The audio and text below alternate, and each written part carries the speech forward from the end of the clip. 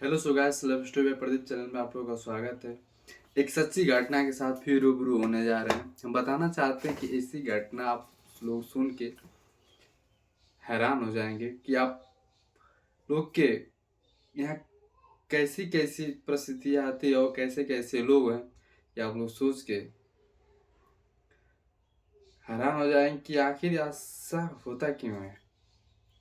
बताना चाहते हैं कि एक आप ही के उत्तर प्रदेश में एक जिला पड़ता है अलीगढ़। अलीगढ़ की घटना है जहाँ पे एक सास और दामाद के साथ फरार हो जाती है। कहा जाता है कि उसका निचोड़ ये मिला है कि जो सास थी बहुत तेज तड़ाक थी और बहुत अच्छी औरत थी। क्या होता है कि जब उसके लड़की का देख रेख होता है लड़के शादी करने के लिए, तो उसकी जो सासू माँ होती है अपने दामाद को उसी दिन से पसंद करना स्टार्ट कर देती है और उस अपने लड़के तमाम दामाद से इतना बात करती है, इतना बात करती है जैसे कोई एक लड़की एक प्रेमिका से बात करती है। वो बात करते करते इतना बात आगे तक बढ़ जाती है कि आप लोग सुन के हैरान हो जाएंगे कि आखिर इस दामाद के पीछे क्या रहस्य था। निचोड़ ये निकलता है कि उस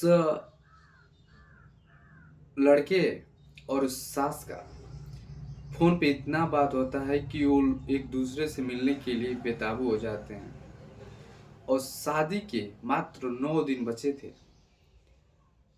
इसके बाद उसकी सासू माँ और उसका दामाद दोनों लोग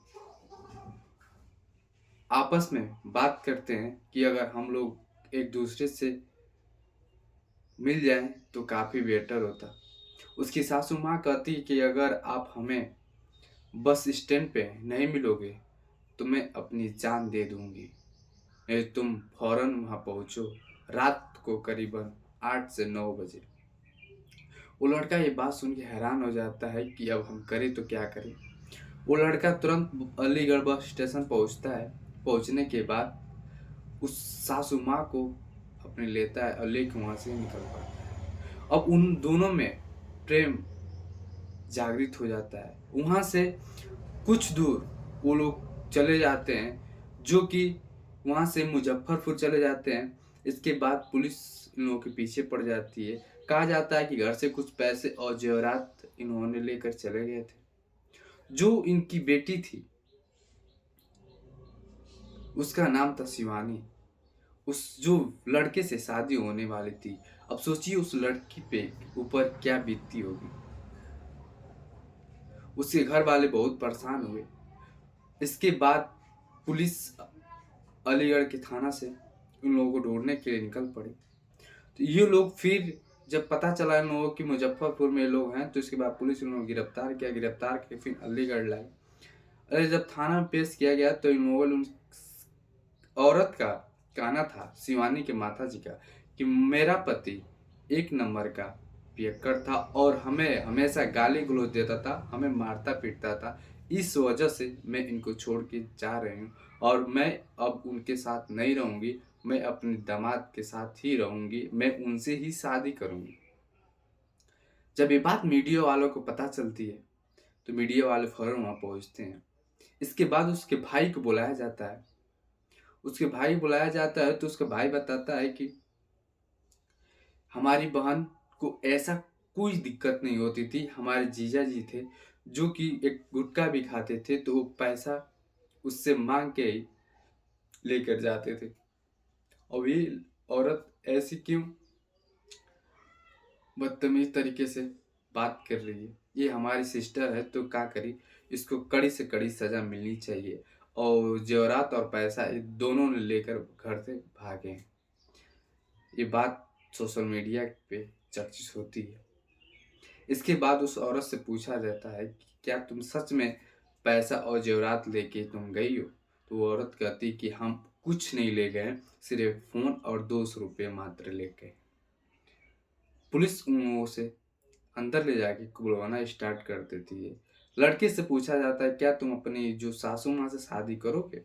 लड़का कहता है कि ये सब हमसे बात मत पूछिए, और वो बात वही बताएंगे कि हमसे शादी करेंगे कि नहीं करेंगे। पुलिस कस्टडी में खड़ा किया जाता है, पूछा जाता है तुम इनके साथ कहाँ कहाँ रात गुजारे। वो लड़का कहा कि अगर हमें इन्हें नहीं ले जाते तो काश सही ये अपनी जान दे देती। मैं इनकी जान बचाने के चक्कर में मैंने अपने को इनको बचाने के चक्कर में मैंने इनको यहाँ से लेके गया, और इनके आगे पीछे कोई नहीं है। ऐसा उसको नहीं करना चाहिए था उस लड़के को। वो सोचिए उस लड़की के ऊपर क्या बीतती होगी, जो लड़की की शादी थी 9 दिन पहले उसकी माँ उसी के पति के साथ फरार हो गई, जो कि उसका दामाद बेटा तमाम था। कहा जाता है कि घर की नारी अगर चाहे तो घर को स्वर्ग बना सकती हैं, और घर की नारी चाहे तो घर को नर्क से भी बेहतर बना सकती हैं। कुछ कहा नहीं जा सकता है इस संसार में क्या से क्या हो जाता है। इसके बाद उसका भाई कहता है कि इन लोगों को बड़ी से बड़ी सजा दी जाए, क्योंकि इन लोगों ने बहुत गलत किया है। जो उनकी बेटी शिवानी थी, काफ़ी परेशान होकर बीमार पड़ गई थी, उसके हॉस्पिटल में इलाज चल रहा था, ट्रीटमेंट चल रहा था। इसके बाद उसने सही हुआ। इसके बाद शिवानी के चाचा जी ने उनसे राय ली गई, तो उन्होंने कहा कि इन्होंने हमारे गहना जेवरात ले गए, ये वापस करें, इनको जहाँ जाना है ये जाएं, अब हमारे घर में रहने की कोई इनकी इजाज़त नहीं है। इसके बाद उसका शिवानी के पिता थे, उनका नाम था जितेंद्र। वो भी काफ़ी बेचैन थे और परेशान थे। आखिर मेरी पत्नी हम लोग के साथ कैसा घिनौना कार्य कर दिया कि समाज के सामने मुंह दिखाना हम लोगों का ठीक नहीं है। और पुलिस आगे कार्रवाई कर रही है। इसी वक्त हम अपनी बाड़ी को विराम देंगे, और हमारे यूट्यूब को आप में हैं आप लोग तो चैनल को सब्सक्राइब करें और ज़्यादा से ज़्यादा शेयर करें। जय हिंद, जय भारत।